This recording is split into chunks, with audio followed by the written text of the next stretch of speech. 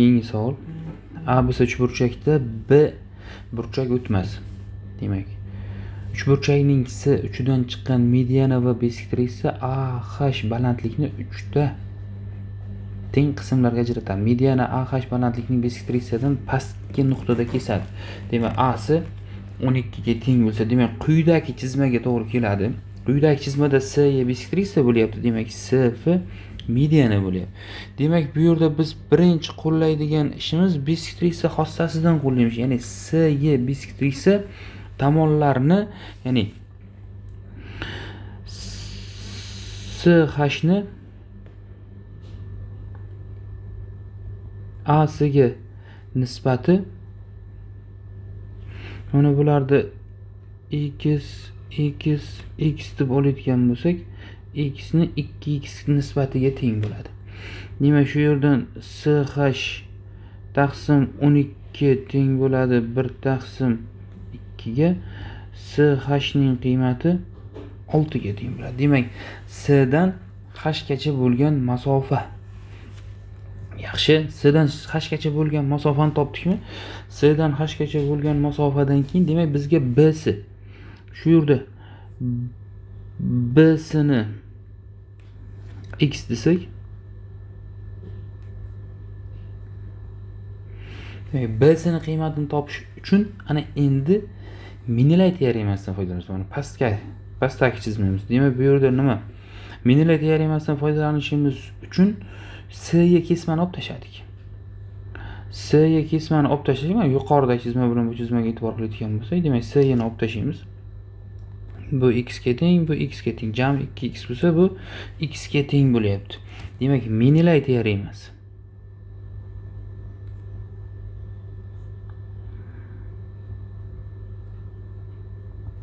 Menilay teoremasi. Menilay teoremasiga ko'ra FH ni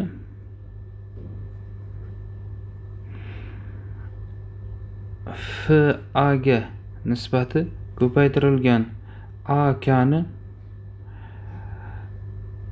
KB ga nisbati ko'paytirilgan BS ni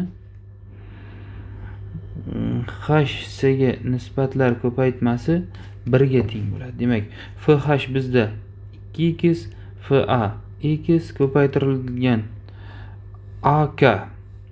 Demak, bu SF mediana bo'lgani uchun A dan K gacha bo'lgan masofa K dan B gacha bo'lgan masofaga teng bo'ladi. Ya'ni bu 1 taqsim 1 bo'lib qoladi. Ko'paytirilgan BS ni biz x deb belgilab oldik. Yuqorida HS ning qiymati 6 ga teng bo'ldi.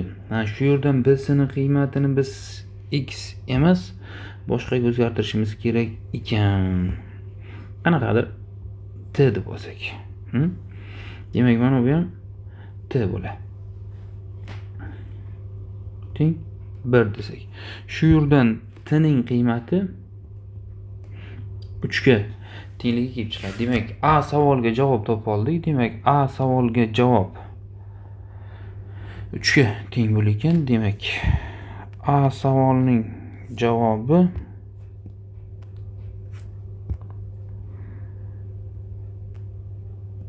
BS teng 3 ga.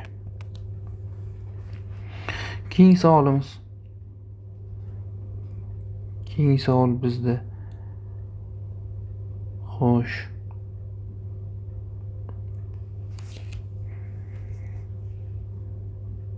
Keyingi savolimiz ABC uchburchakning yuzi. Demak, ABC uchburchakning yuzi. S barobar ABC uchburchakning yuzini topish uchun 1 taqsim 2 demak AH ko'paytirilgan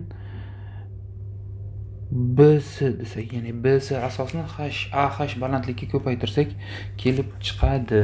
Demak, 1 taqsim 2 ko'paytirilgan AH ning qiymati kerak ekan bizga. AH mana bu to'g'ri burchakli uchburchak bo'lgani uchun HS 6 ga teng bo'lsa, AH ni kvadrat teng bo'ladi. 12 ni kvadratdan ayiramiz 6 ning kvadrat. Shunda AH teng bo'lib qoladi 6 osti 3 ga. Demak, bu 6 ildiz osti 3 ga teng ekan. B'si 3 ga tengligidan foydalansak, demak 9 ildiz osti 3 ga teng bo'ladi. B savolimizni javobi ham 9 ildiz osti 3 ga teng bo'ladi.